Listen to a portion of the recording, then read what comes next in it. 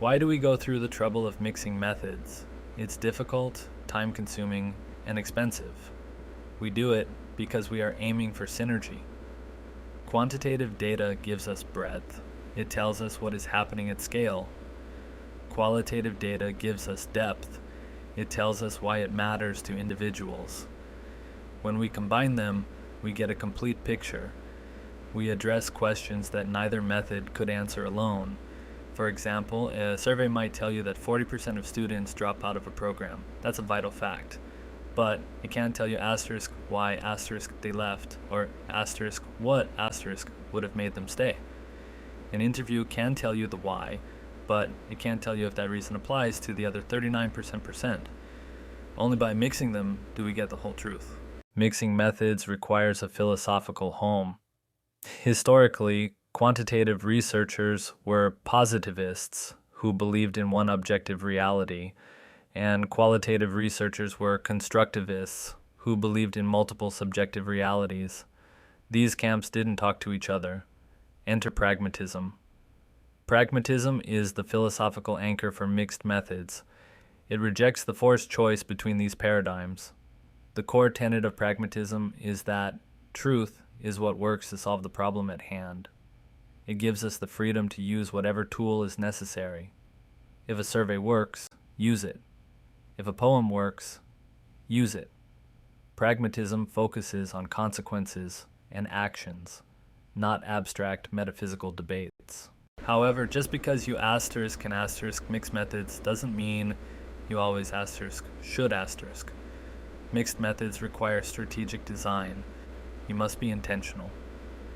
You need to determine exactly asterisk, when asterisk and asterisk, why asterisk integration is necessary. It is not automatic. It adds significant cost and complexity to a project. You have to learn two skill sets, analyze two types of data, and then merge them. Therefore, in any proposal, you must rigorously justify that the problem is sufficiently complex to require multiple lenses. If a simple survey can answer the question, just do a survey. Only mix when the problem demands it. There are three main ways to structure a mixed method study. The first is convergent design. This is what most people think of. You collect quantitative and qualitative data at the same time. Concurrently, you might send out a survey and run focus groups in the same month. Then you merge the data to see if they converge. Do the survey results match the focus group themes? We are looking for corroboration. If they agree, we have high confidence in our findings. If they disagree, that's interesting too. It prompts us to dig deeper. The second type is explanatory sequential design. The key word here is sequence. You do one, then the other. Typically, this goes quantitative first, then qualitative. Why?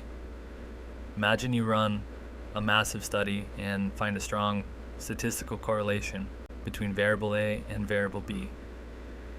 Asterisk that, asterisk they're related, but you have no idea asterisk why asterisk. The mechanism is a black box.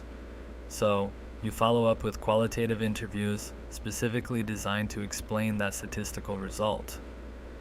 The qualitative data helps you open the black box and understand the mechanism behind the numbers. The third type flips the sequence. Exploratory sequential design. Here you start with qualitative and move to quantitative. You use this when you don't even know what variables to measure yet. Imagine you are studying a new cultural phenomenon. If you wrote a survey now, you'd ask the wrong questions. So, you do exploratory qualitative work first, interviews, observations, to identify the key themes and variables. Then, you use those findings to build a survey instrument that actually measures what matters. You use the specific qualitative findings to build a generalizable quantitative tool. Regardless of which design you choose, you need to articulate your integration logic. Why are you mixing? Is it for triangulation, seeking convergence to prove validity?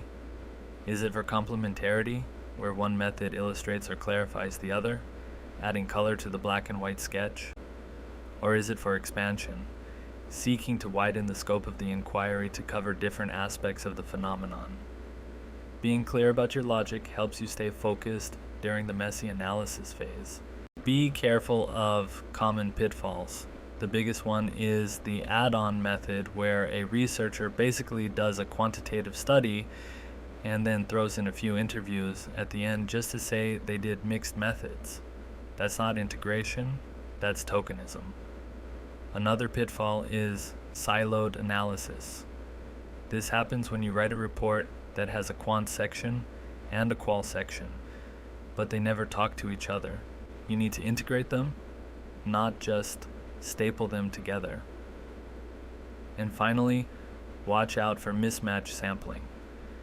Make sure you are studying the same population with both tools. You can't survey CEOs and interview interns and expect the data to converge. When you are writing your research proposal or your final paper, you must include a formal mixed methods rationale. Don't make the reader guess. Explicitly state, I am mixing methods because, for example, qualitative data is necessary to explain the unexpected statistical results found in phase 1. Or, quantitative data is needed to test the generalizability of the qualitative themes identified in the pilot study. This single sentence can clarify your entire research design. To summarize Lesson 3.3, we ground our work in pragmatism, which allows us to move freely between paradigms to solve problems.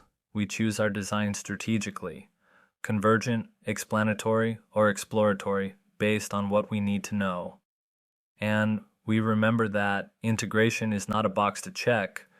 It is a strategic choice that must be justified by the need for a more complete, nuanced picture of reality.